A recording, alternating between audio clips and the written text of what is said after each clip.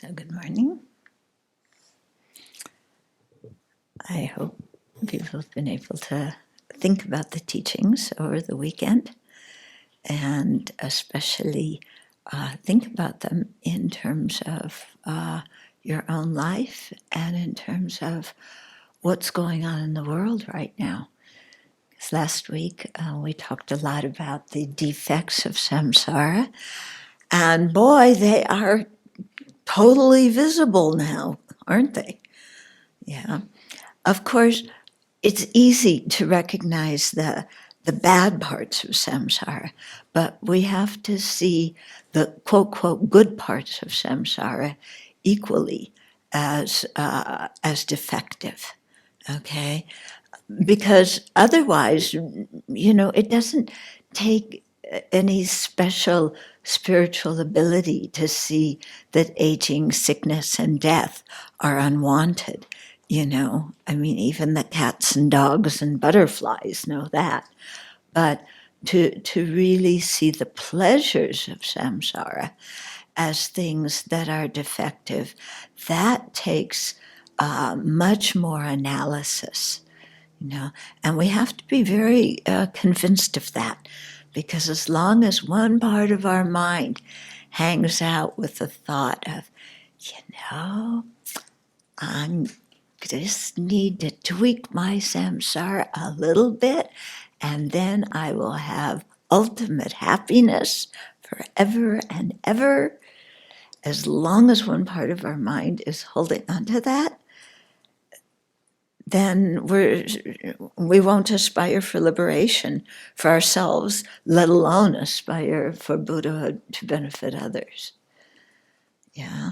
So this is why the teaching on the three kinds of dukkha is so important.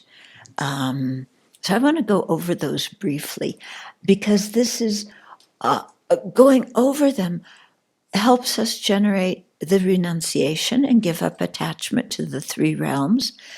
It also, which is the second of the attachments, it also helps us with the third one, because we see that it's not only ourselves, it's everybody else. And recognizing others' dukkha, others' immersion in these unsatisfactory experiences is really important for developing compassion.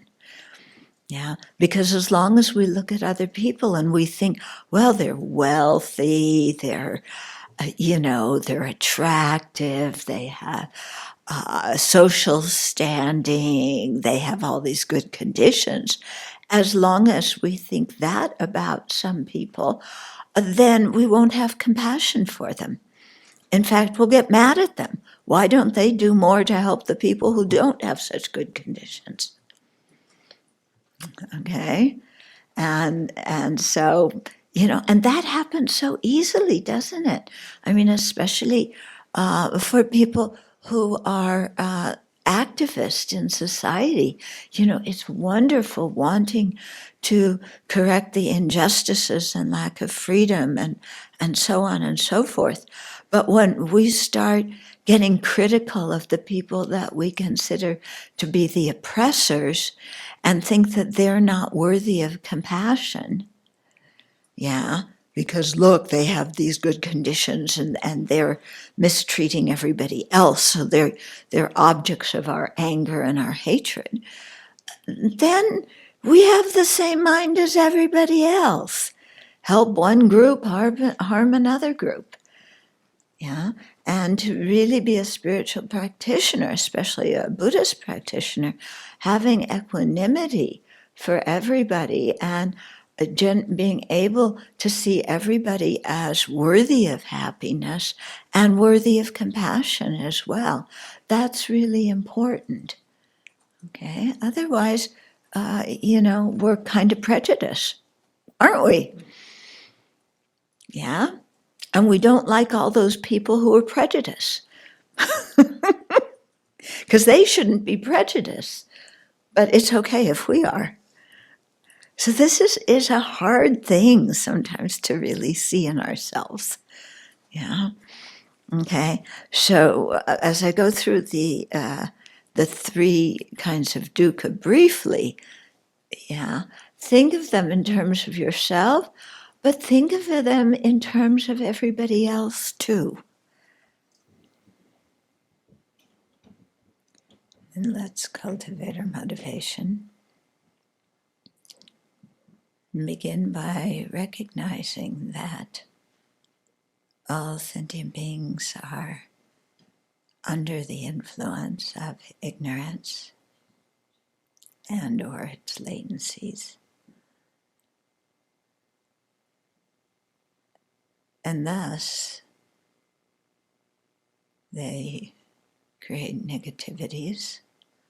Those who haven't realized emptiness create a lot of negativities.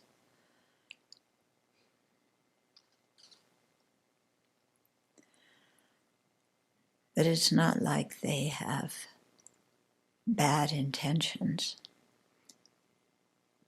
Underneath whatever is motivating them is simply the wish to be happy and not suffer.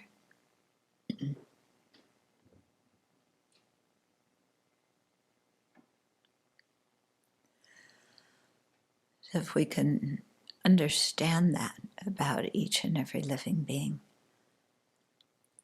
it helps us not to be so judgmental about them. Because we realize that it's not like they're deliberately harming others or deliberately being foolish. It's that they're propelled by the various causes and conditions.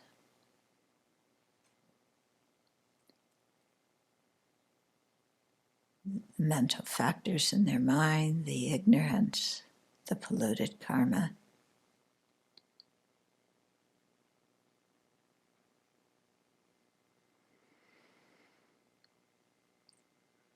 And so let's have compassion for them, just like we have compassion for ourselves.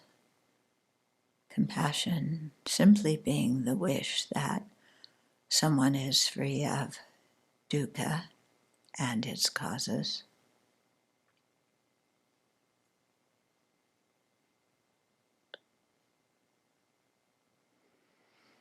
And then use that compassion, deepen it, so that we generate the great resolve to be involved in protecting sentient beings from suffering and bringing them joy. And then to do this most effectively, to become a fully awakened Buddha ourselves.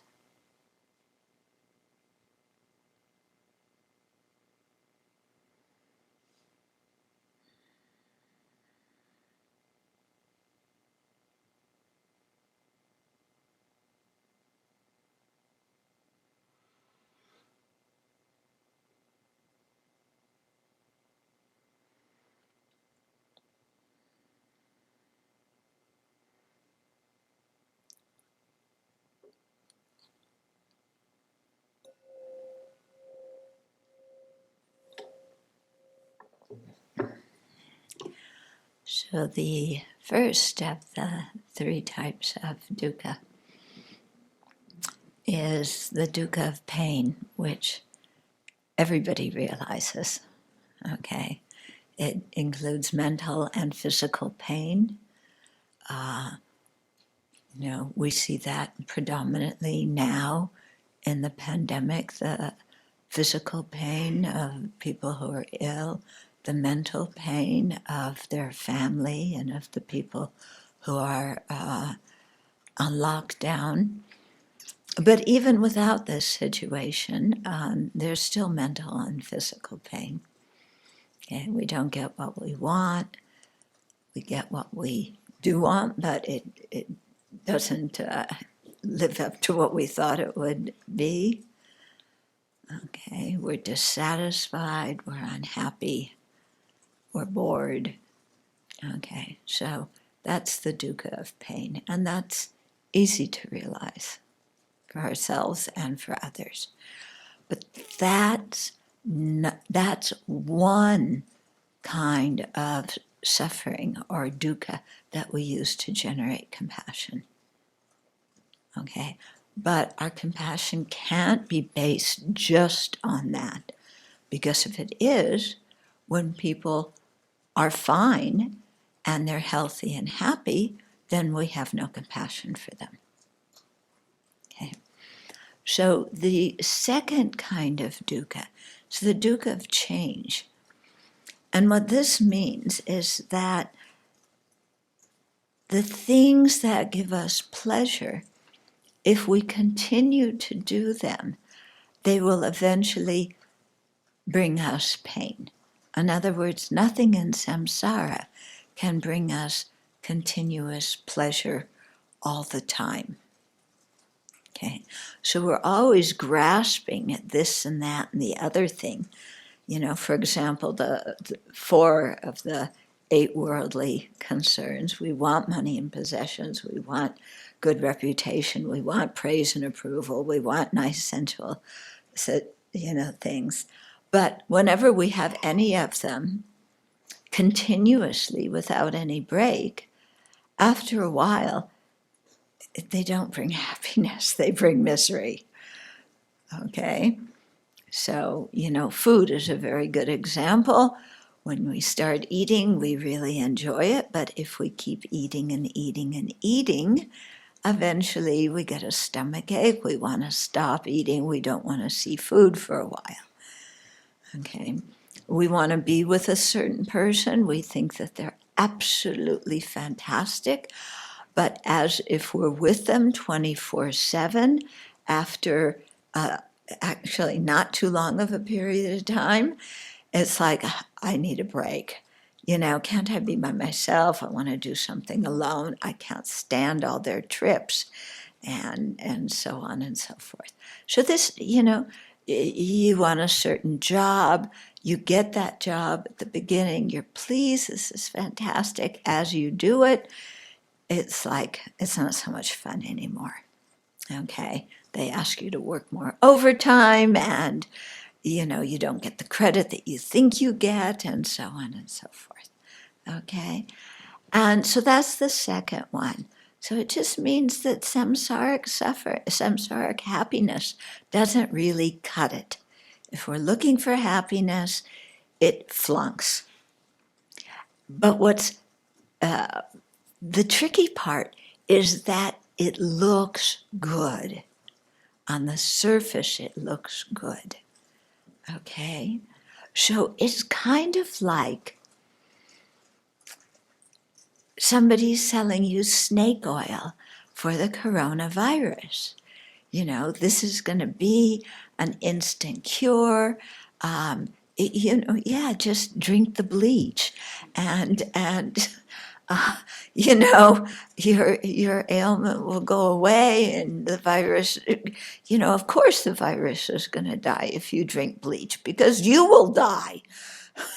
Yeah, so please don't drink bleach. But it sounds good. It sounds good. And so samsaric happiness sounds good. Yeah, but this is where it's so important to really analyze and see if it is good or not. Don't just look at superficial appearances. Then the third kind of dukkha, or unsatisfactory experience, is just being under the influence of ignorance and karma. Yeah, and having taken these 5 aggregates, the body and mind that we have, under the influence of afflictions and karma. So this is called the pervasive dukkha of conditioning. And everybody has it. Yeah, just because you have wealth and good looks and social standing and everything, you're still under the influence of afflictions and karma. And at the slightest change in circumstances, your whole situation changes. Yeah. So it's interesting. He says that in Dragpa Gyaltsen talks about that. And did I read this last week? I can't remember. You read it in the verses. Okay, so I'll just read it again because he's so clear. Okay, so first is the dukkha of pain. So this includes the suffering of the three lower realms. And if you contemplate these well, fear will arise, for if ripened upon you, they are indeed unbearable. That's the first one. Okay? Not gathering virtuous karma that overcomes these and continuing to cultivate the fields of lower realms. Wherever such conduct exists, spit on it. So continuing, to let our mind be motivated by attachment and anger, jealousy, and arrogance. We continue to create the causes for those rebirths. Reflect on the dukkha of change. From higher realms, you fall into lower realms. Okay? The god Indra can be born as a mere earthling. The sun and moon can turn into darkness. They can, can't they? Yeah, the sun isn't going to last forever. Okay. The universal monarch can be born as a servant. So from one lifetime, the happiness we have in one lifetime dissipates in the next. These can be known by means of scripture, but cannot be perceived by ordinary beings. Therefore, observe your experience of human level changes. A rich man turns into a poor one. Yeah? That's happening now. The economy has shrunk. Yeah? The poor people are still poor, but I think what this means is that the rich people aren't going to be as rich as they were before. Yeah? And this can be really horrifying and shocking for people who are used to being wealthy, and then they are not, and they become like the rest of us. Okay? A confident man turns into an anxious one. So somebody may be very excellent at their job, and then the economy goes south, and they become anxious about having enough money to support their family. Many people unite together as one. Hopefully, this will be a good change that we see from the pandemic, of people really coming together and realizing that we are in this together. Yeah. The list of such phenomena is inconceivable. If you reflect on the suffering of conditioning, or the dukkha of conditioning, this is the third one. Karmic deeds are endless. We keep creating karma, which brings rebirth in one realm after another. We suffer with too much, we suffer with too little. That is certainly true, isn't it?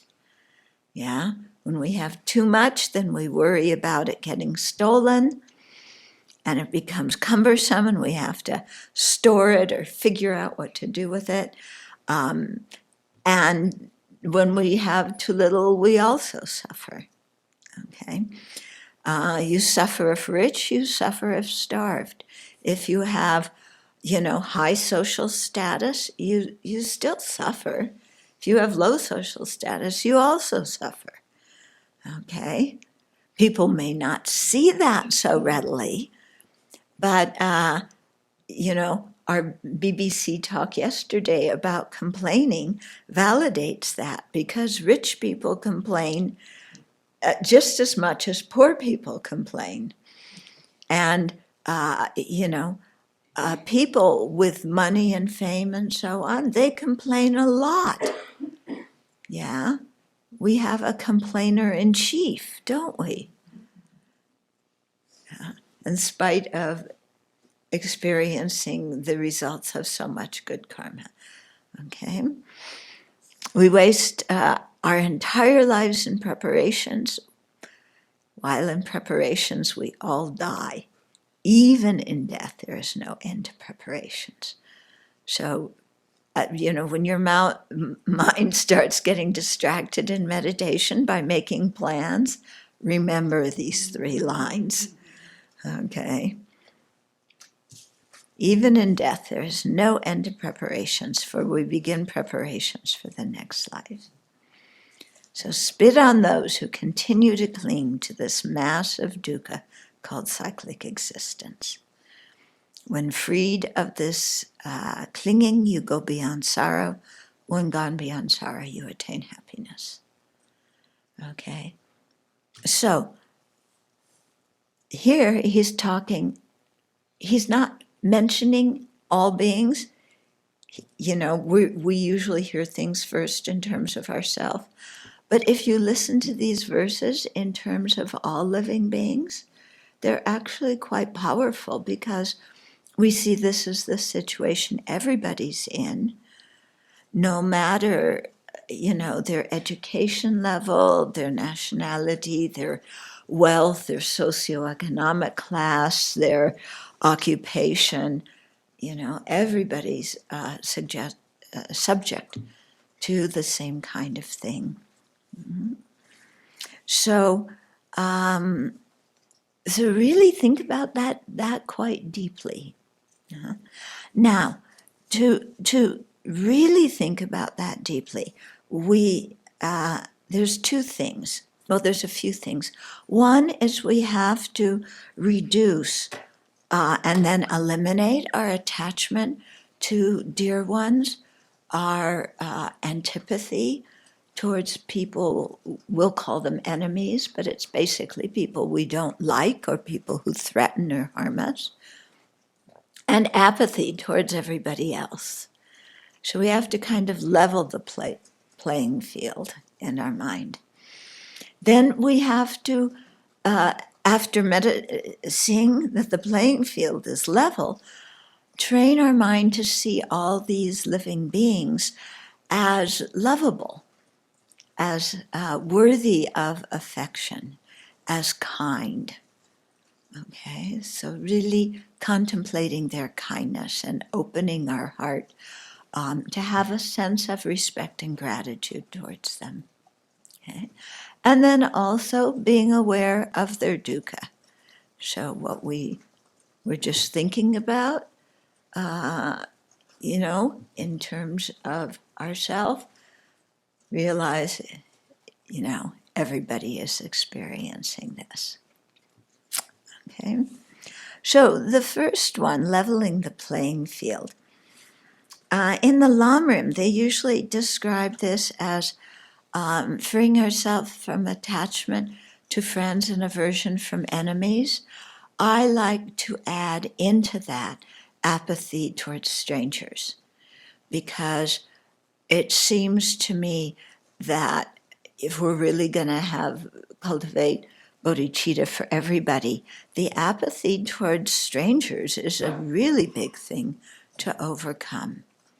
Yeah, especially now, there's so much more of a population increase than in ancient times, that we tend to look at other living beings as just things that clutter up our environment. If they don't bring us happiness and they don't bring us suffering, they just clutter the environment, and we have to navigate our way around them to get what we want.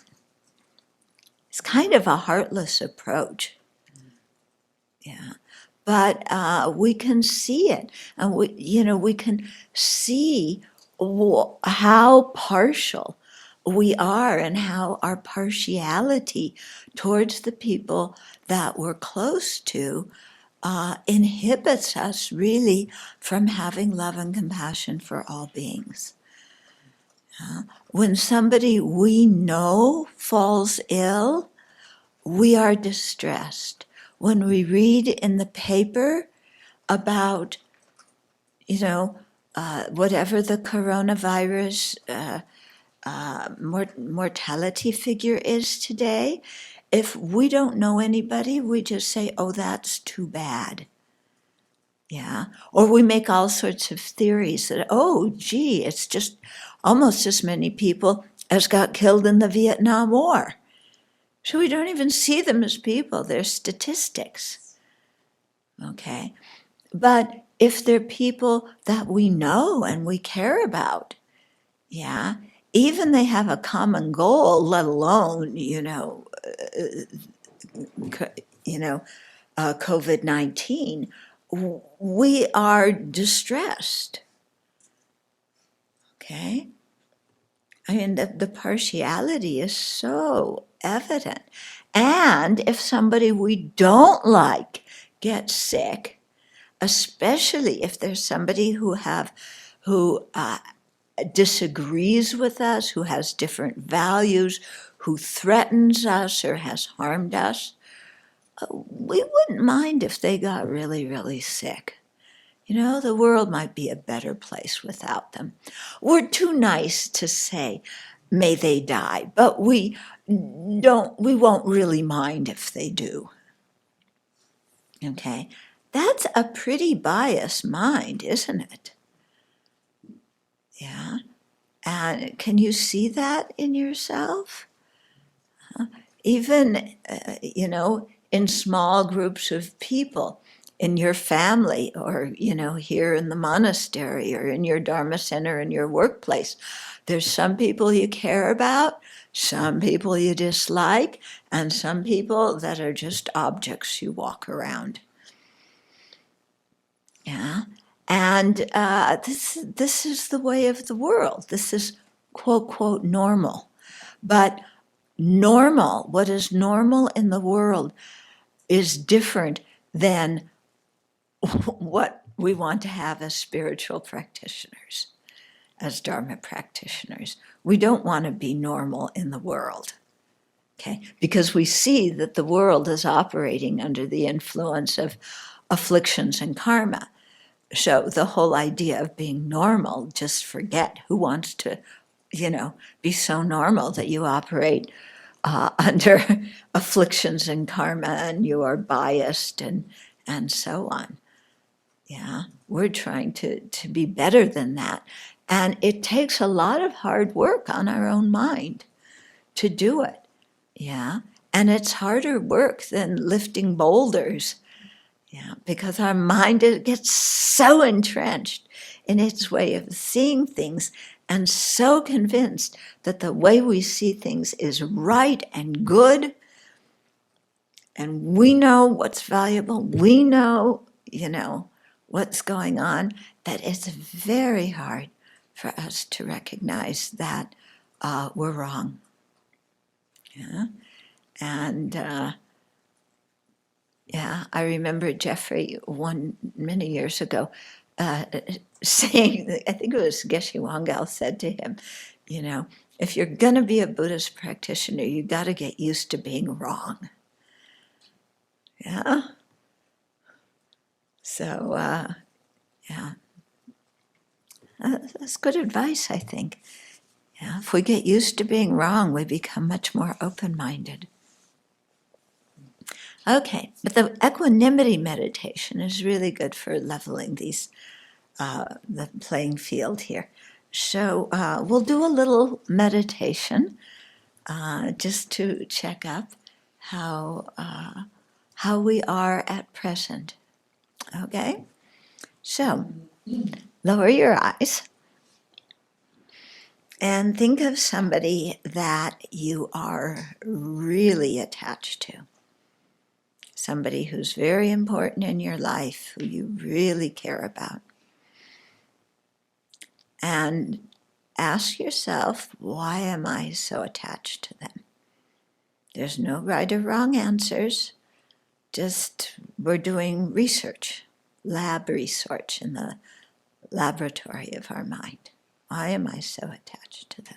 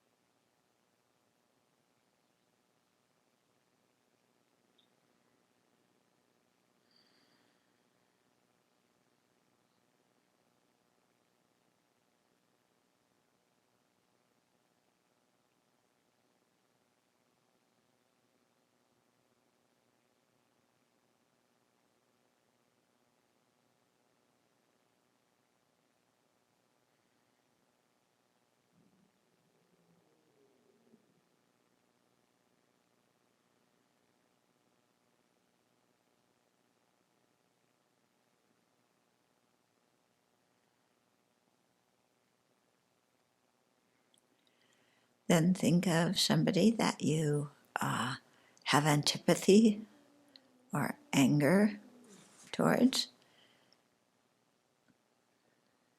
We'll call them an enemy. And ask yourself, why do I have such animosity towards this person? And again, just listen to what your mind says.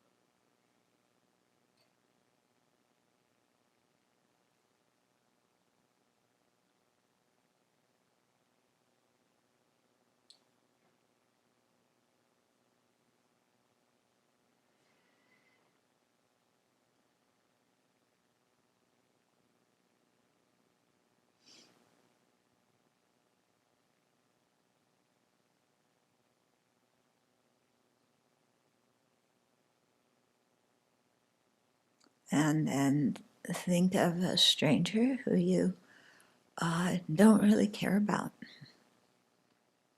Somebody pass on the street or the clerk at the grocery store.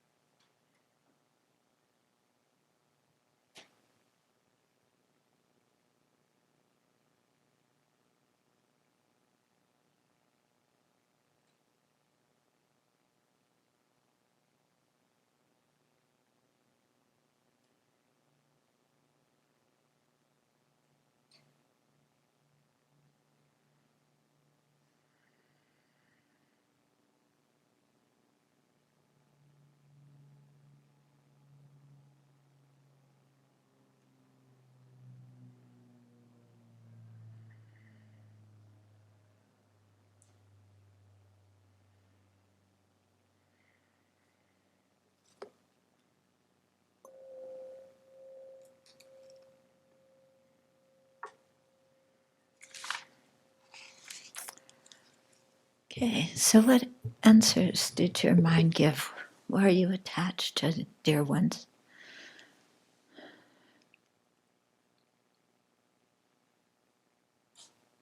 Very kind.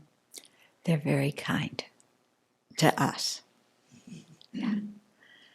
They're kind to me.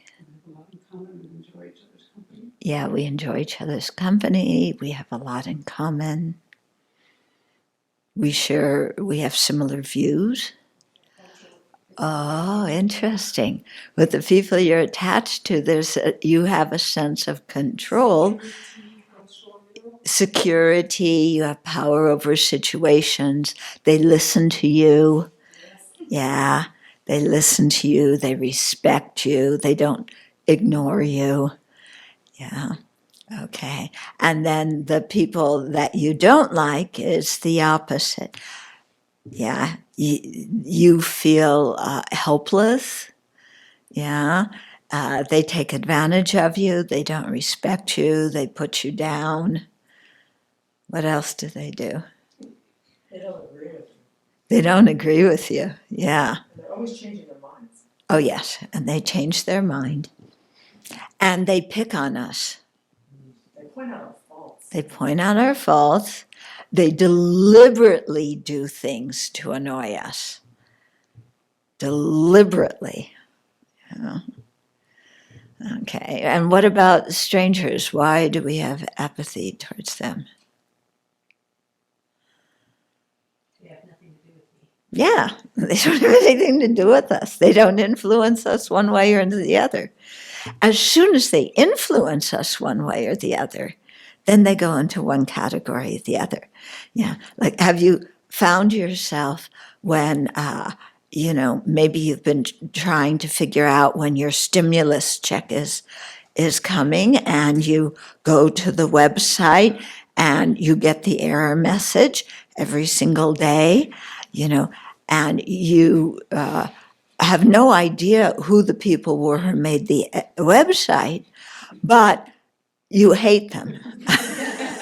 Because why didn't they make it so it worked?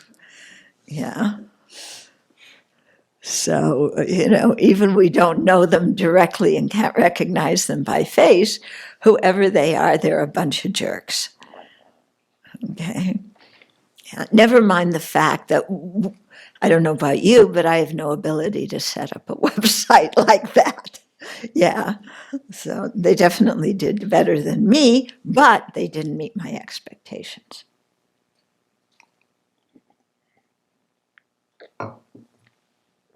And then the people we feel indifferent, apathetic towards, who cares?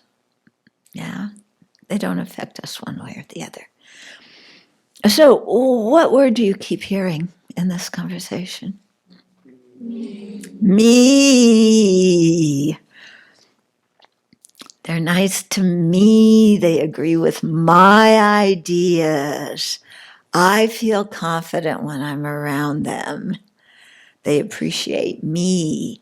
They don't appreciate me. They boss me around. They pick on me. They accuse me of things I didn't do. Yeah. They disagree with my ideas. Yeah. And everybody else, it's almost as if they aren't alive. Like, who are these people anyway? Just get out of the way when I want to walk down the street. Okay, so is there a little bit of a lack of equanimity in our mind? Yeah. Is there some kind of bias and prejudice in our mind? There sure is, isn't there? Okay. But we have all the reasons for it, and our reasons for not liking those people are good reasons. Yeah. Because those people harm other people. Yeah. The people I love don't harm anybody else. Aside from the fact that there's a bunch of other people who don't like the people that I like, because those other people think the people that I think are wonderful are harmful. Interesting, isn't it? Yeah, the people we think are so fantastic, other people look at and go, huh?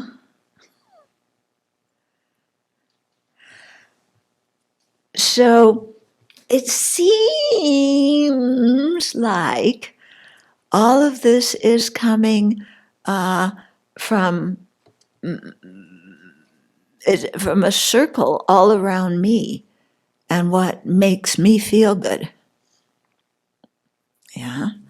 So people are good when they show their good qualities to me. Yeah. When they show those same good qualities towards somebody I don't like, then they become an awful person. when they show their critical, unseemly qualities towards me, then they're just disgusting. When they show those same qualities towards somebody I don't like, right on. Quite interesting, isn't it? Yeah. And we think we see an objective reality. That's the most ludicrous part of the whole thing, is that we think we're perceiving an objective reality, and we believe that our opinions about other people and their value, and our opinions about animals for that matter too, we think that these are all correct, and that our feelings, whatever bias and prejudice we have, is completely justified. Mm-hmm. So this is a little bit hard to admit, but we got to do it. So how do we undo it? How do we undo it? So one way, I think, is by tracing it all back to our own self-centeredness, to realize that how we judge people is related to our own self-attachment and our own self-centeredness. Yeah. If you're nice to me, you're a good person. If you're not nice to me, forget it. Yeah. It all centers around me. So just realizing that and really spending some time with it in our meditation helps us when those kind of preferences and prejudices come up to put them down. Okay. The other thing that I find very helpful is to really look into everybody's heart and really see everybody wants happiness and nobody wants suffering. And everybody's completely equal in that way. Yeah. So no matter who they are, no matter what kind of oppression they experience, no matter what kind of privilege they experience, everybody at the end of the day wants to avoid aging, sickness, and death, and all other types of misery, and they all want to have happiness. And when we take rebirth into account, we see that whoever somebody is in this particular life is just a karmic bubble. That's not who they always have been. It's not always who they will be. So like Drogpa Gyaltsen said, a rich person becomes a poor man. Okay, an uneducated person becomes a genius. From one life to the next, everybody's changing. Yeah. So it doesn't seem fair to put people into boxes according to who they are in this particular lifetime, because it's going to change in the next lifetime. And whoever they are this time is basically a karmic bubble. We're all karmic bubbles. Yeah. We think that there's a real person there. But basically, we're all appearances due to our previous actions. And there's no solid person there. They often use when they speak of emptiness, they use the example of a plantain tree. So a plantain it belongs in the same family as bananas, but the way this tree operates is it has kind of one root that goes this way, And then it has sprouts that come up. And the sprouts that come up are all leaves. And the leaves can be like, 9 to 12 feet tall. And as the leaves come up, they kind of, go in a spiral direction. And there's so many of them going, bonding, going around each other like this, that they look like a trunk.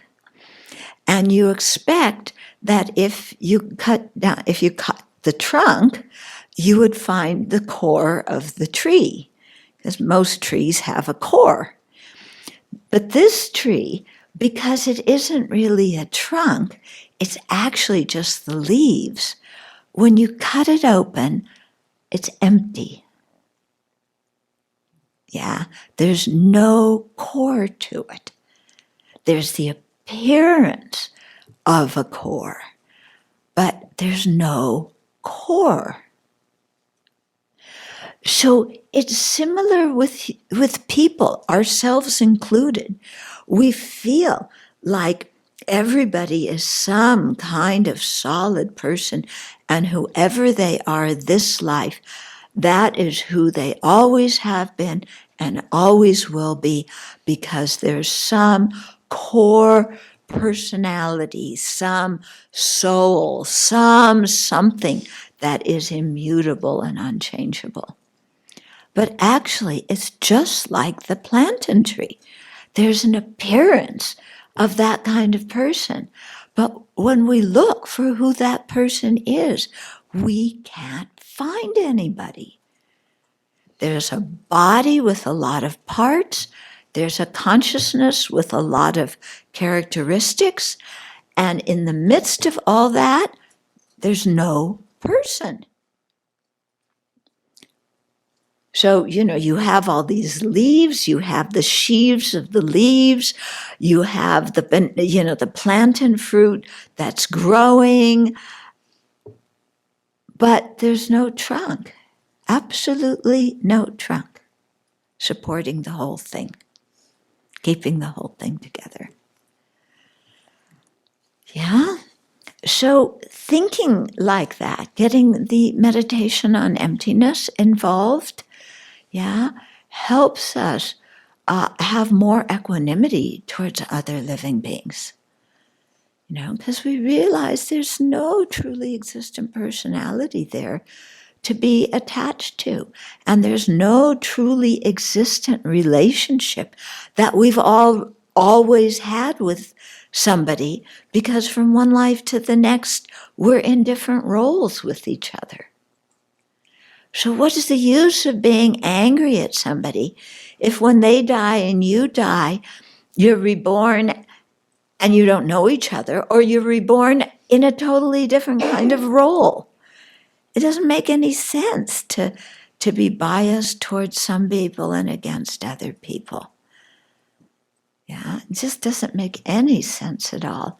And especially if we really focus on this thing, that everybody is under the influence of afflictions and karma. I mean, that is really the big equalizer. And so not only to see that all living beings are equal amongst themselves, but we're equal with them too. We are not more important than them, because we all are in samsara together. And sometimes we go up and sometimes we go down. Okay? But we all just want happiness and not suffering. Mm-hmm. So, I recommend this meditation. Yeah, very helpful in our lives. Very helpful. And especially if, you have really hostile opinions towards somebody else, it's very good for dismantling those kinds of things. Mm-hmm. So it sets the base for us then to open our hearts towards other living beings. Mm-hmm. So there's two kinds of bodhicitta meditation to open our hearts to sentient beings. One is the 7-point cause and effect instructions, and the other is equalizing and exchanging self and others. Okay, and they both have meditations in them about seeing others as kind. So it's not just that everybody's equal and wanting happiness and not suffering.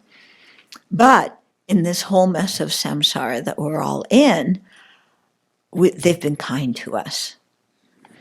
So in the 7-point cause and effect instruction, we see this through first recognizing that sentient beings have been our parents. They usually say the mother because the mother is the one who takes care of us the most, okay, who we have the most contact with. Not always, but usually. But you can put the father in there, and if you were brought up by a grandmother or an aunt or another caregiver, or you were adopted, or whatever it is, it's whoever took care of you when you were little, okay? So this is very important to realize that we were cared for when we were little. When we came out of the womb, we were totally helpless. There was no way we could take care of ourselves. We couldn't feed ourselves. We couldn't even turn over. We couldn't take the blanket off if we were hot or put it on if we were cold. Yeah, we were totally at the mercy of other living beings. No way we could take care of ourselves. Yeah. How did we communicate? We cried. And then we learned to smile. But first we learned to cry. Yeah. And if we really think about it, without the kindness of other living beings, there's no way we would have made it out of infancy. Yeah, no way, even to become a toddler. No way, because we were totally helpless. And so other people took care of us. We never said thank you, whoever they were. The people who woke up in the middle of the night to feed us, who were sleep deprived for 2 or 3 years, because in the middle of the night, and they might have been exhausted from working all day, but they got up and fed us. And they may have been in a bad mood sometimes, but they changed our diaper anyway. Yeah, they may have been sick, but they still took care of us. And so to really sit down and think about that, and when you're out in public, watch parents with their kids and how it's really interesting, especially watch how they are with a newborn, and especially if it's their first child. Parents, when they have a newborn, they are out to lunch. You can't talk to them about anything else but the baby. They are so infatuated with that baby. So, wow, look, like we made this living being. Look at it. Have you ever watched that? Watch your brothers and sisters or your cousins. Everything the baby does. Like, oh, look, she moved her hand. Oh, look, he looked up. Every small thing. It's like nobody else has ever lifted their hand or looked up, let alone smile. Yeah. Never, let alone eat. Look, the baby's eating. Yeah. Look, they pooped.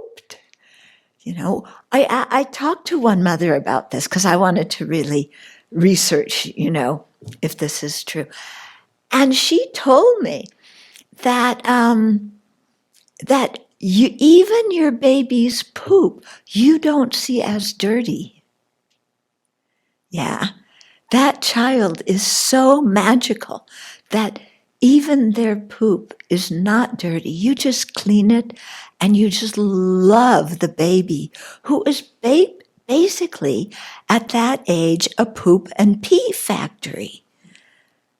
Yeah, but she said you just love that baby. Yeah, I kind of know who the baby is now. I haven't met him directly, but in the same Dharma circle. Someday, if I meet him, I'm going to tell him this about what his mom said, But it really opened my eyes because that's exactly how it is. And it doesn't matter. We may say, well, that's the way it was for other people, but it wasn't that way for me. That is not true. All parents, all caregivers are like that with newborns and infants. Because if they weren't, they wouldn't have taken care of us and we would have died. Yeah, that is a fact. If they didn't care about us, they wouldn't have helped us. We would have died right then and there. Yeah, but somebody took care of us. And in that care, there was love and affection. So I think it's very important for us to really focus on that.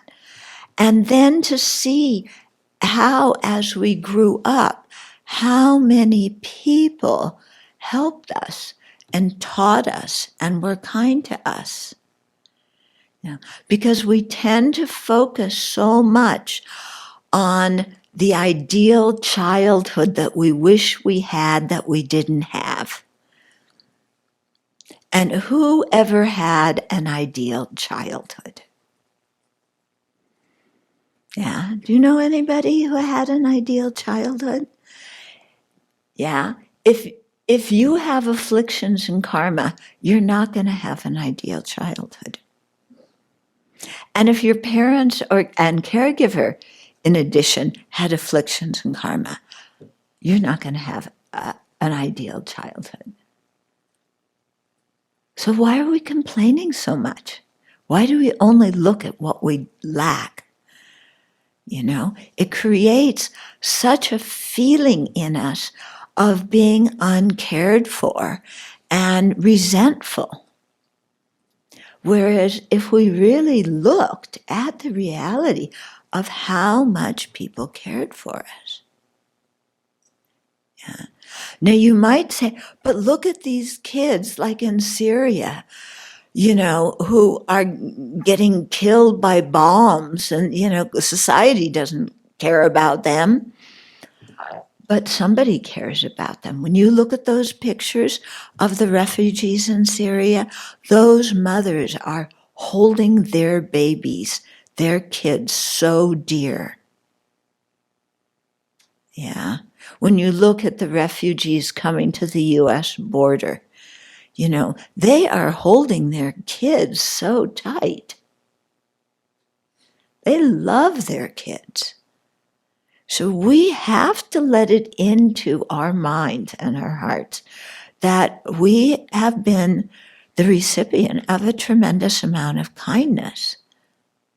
Even though samsara stinks. But we can't blame the fact that samsara stinks on other living beings, because samsara is our 5 aggregates. Yeah, it's fed by our afflictions and karma. And so ever since we were little, we received a lot of help.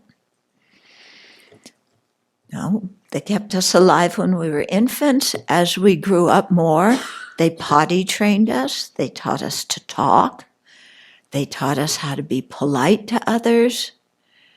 They made sure we got an education. Yeah. They gave us things when they could afford it. Yeah. The indication of how much your parents love you is not how many toys you have. Yeah. Because parents do what they can do, and they are very often in difficult situations themselves. And they're under the influence of their own conditioning that they experienced as a child. And they're battling with their own internal malaise, and as well as their physical problems. They're raising kids and they're sick. Yeah. My mom had cancer when she was in the middle of raising us. So, they have to deal with that. They have to deal with financial problems, and then they have to deal with kids like me who cried after every birthday because it was going to be a whole year before I got to have another birthday. Think of what we put our parents through sometimes with our behavior. So, and then our teachers, so really think about this. And, how much society is based on people caring for each other. So in the 7 points of cause and effect, we think about this in terms of our parents taking care of us. In equalizing and exchanging self with others, we think about it in terms of being somebody in society and how all of society cares for us. And this is something, oh my goodness, that you can really see now in the middle of the pandemic, can't you? Yeah.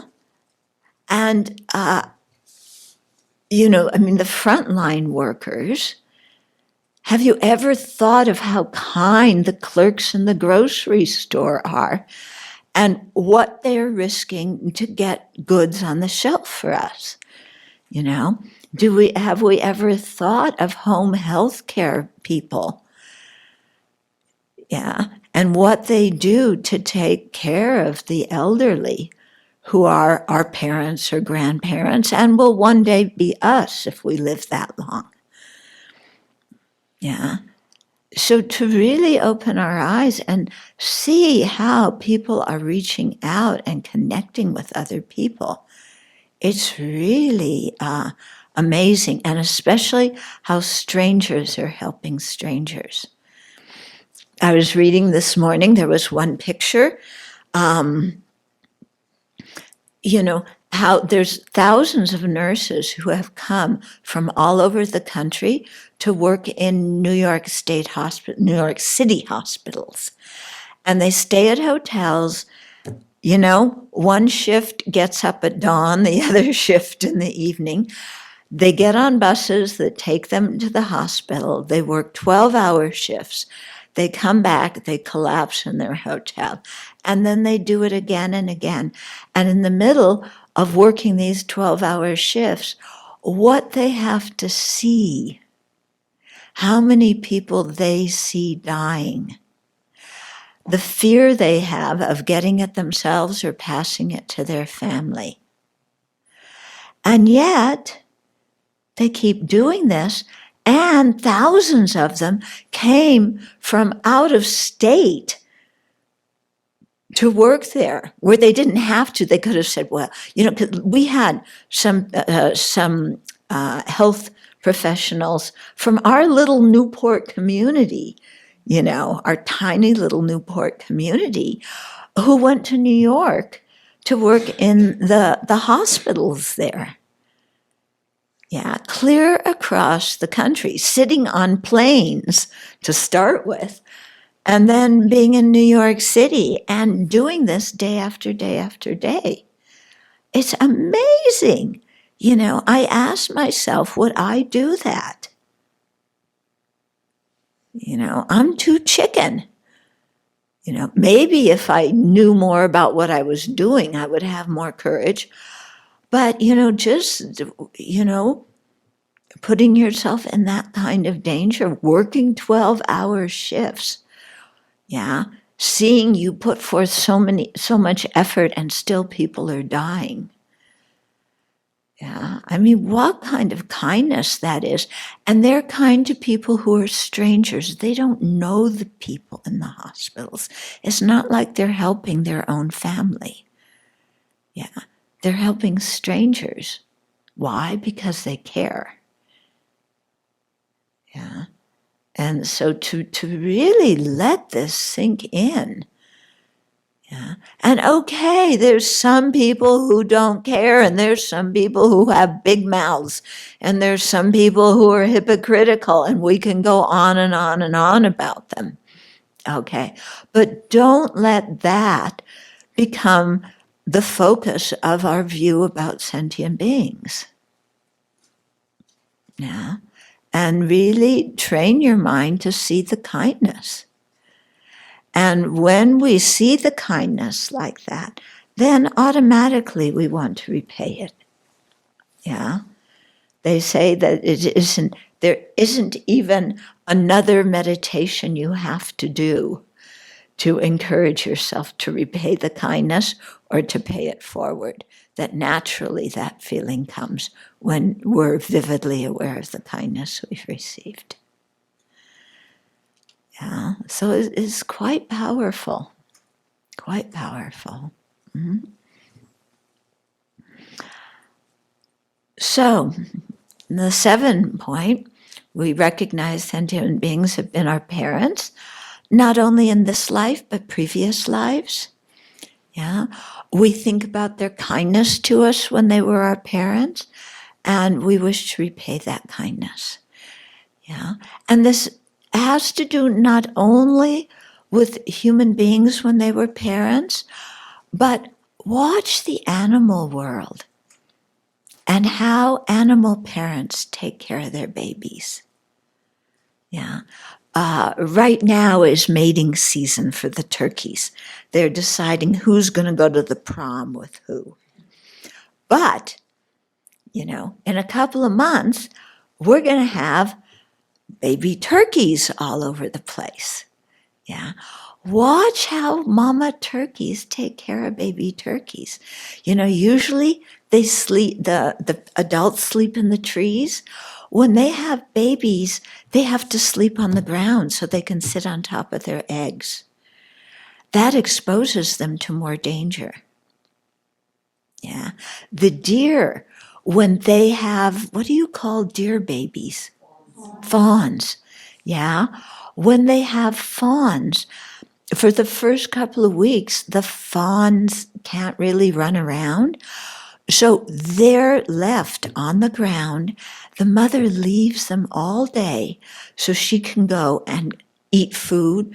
She comes back and she nurses them. Yeah. And protects them for that period of time that she can be with them. Yeah.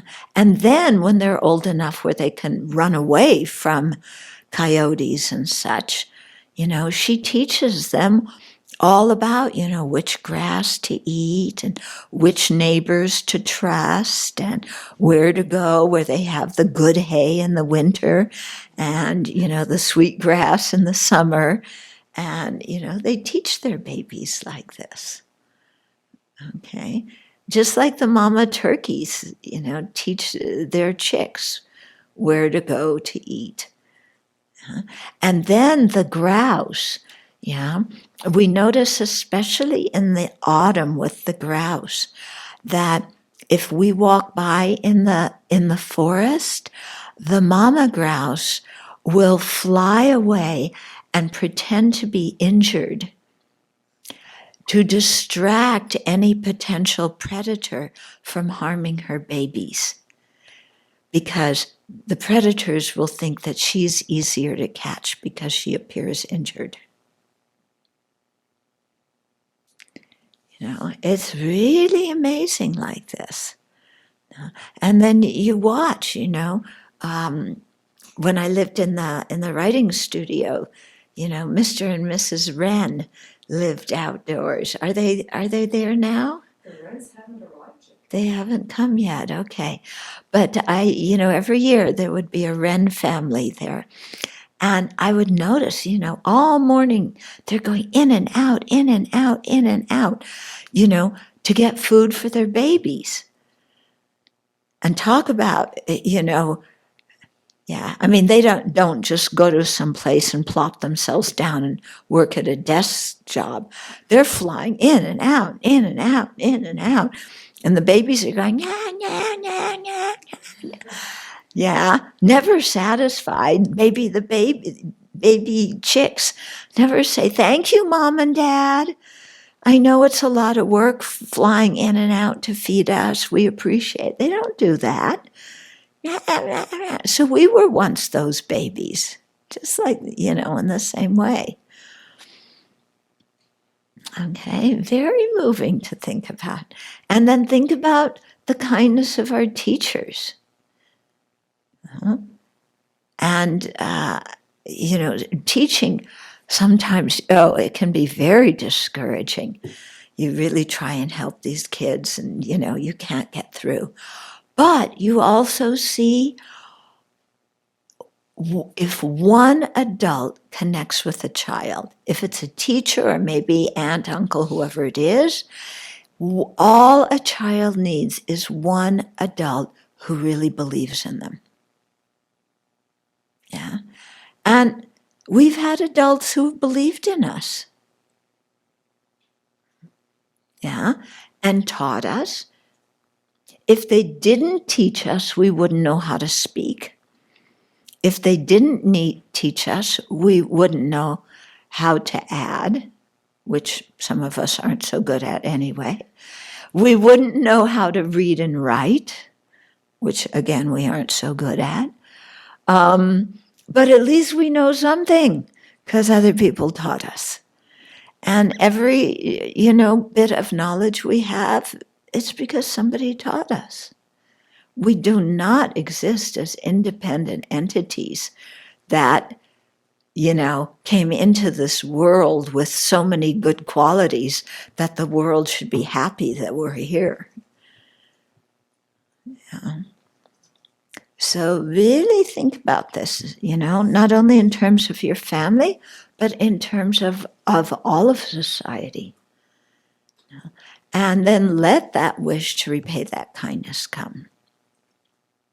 Yeah. And so in the 7 points, it comes as a feeling of heartwarming love.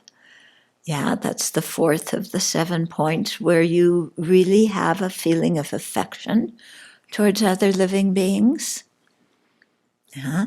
In equalizing and exchanging self and others, it comes in the equalizing meditation, where we contemplate the kindness of other beings, and it comes in motivating us to reduce our self-centeredness. Because if we want to pay it back, if we want to pay it forward, then our self-centeredness really gets in the way. So it motivates us to overcome that. Okay. In the 7 points, you know, from heartwarming love, we go on to compassion, we go on to the great resolve, and then from there to bodhicitta.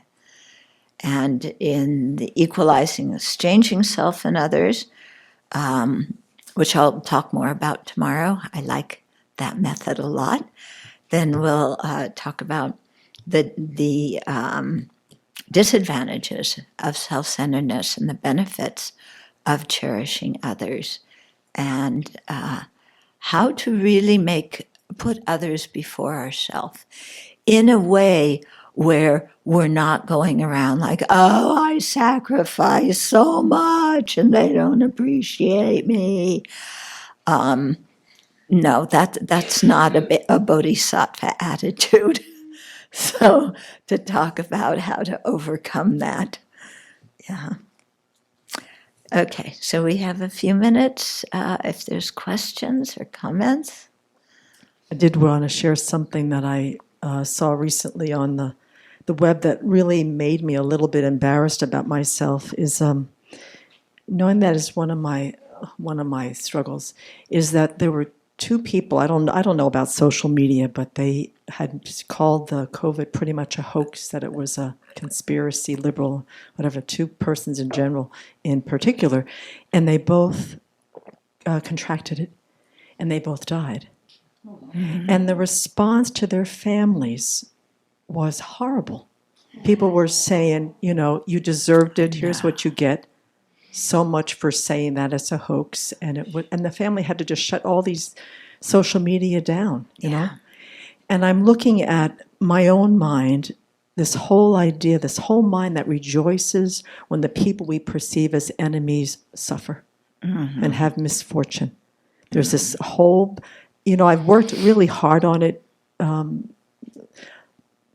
for a long time, but there are certain situations in the world that there's a little part of my mind that just says, good. They got it. And it's really a shameful state of mind, but to see it play itself out in such a big way, rather than saying, even though they disagreed, I'm so sorry for your family, is saying, here's the punishment for being, for doubting it. You got what you deserve, you got the punishment, that'll show you. And it's so cruel, isn't it? It's so cruel. And someone online asks, if we care equally for all sentient beings, can't it be too overwhelming since there is too much suffering in the world? Like if we are sad for every person that dies. Okay, we have to understand what compassion means. And I'll talk about this tomorrow, okay? Compassion doesn't mean that we are involved with these sticky, gooey emotional relationships with everybody, so much so that we go hysterical when something bad happens to each person. We have to make our mind very strong, knowing what samsara is. And knowing that samsara can be stopped. And so bodhisattvas, of course they feel sad when sentient beings suffer, but their feeling of sadness is different than our feeling of sadness. Our feeling of sadness is, I feel so sad. I feel discouraged. Everything I did is of no use. Our feeling of sadness has a lot of I in it. Bodhisattvas have incredible courage, incredible inner strength, and they can endure seeing this. How can they endure seeing it? Because they know that there is a remedy. And the remedy may not come like this. The bodhisattvas they're going to try and lead us all to enlightenment no matter how much we resist and how long it takes. But it's because they know that we all have the potential to become fully awakened, because they know that our afflictions are adventitious, that the karma can be purified. Then they're always optimistic. So having compassion for everybody doesn't mean that we just go around feeling overwhelmed all the time. Okay? We have to distinguish between what is compassion and what is self-distress or personal distress. Okay? Someone else asks, having a child, which I don't have, seems to me like a big attachment, so potentially negative in a way. But at the same time, it seems to be a way to repay the kindness I have received. How should I see it? Okay. It is a big attachment, you know? I mean, I think that's, people are attached to their parents and their children, usually more than to anybody else. Usually, not always, but usually. So it is a big attachment, very big attachment. There is genuine care in that relationship. Yeah, there's a lot of genuine care, but the genuine care is mixed in with the attachment. Okay? So they use the example of parents' kindness towards the children to show us the kind of unconditional love that we want to cultivate towards everybody. But they also use a parent's attachment to their children and children's attachment to their parents as an example of the kind of attachment that we want to overcome. Okay, so it kind of has both elements in it. If sentient beings are infinite, isn't it futile to aspire to benefit them all? So there's the story of the guy who walks along the beach, and all these starfish have washed up on the beach, and he keeps and there's just starfish all over the place. And he picks up one and throws it back in the water, and he picks up another and throws it back in the water, and another one.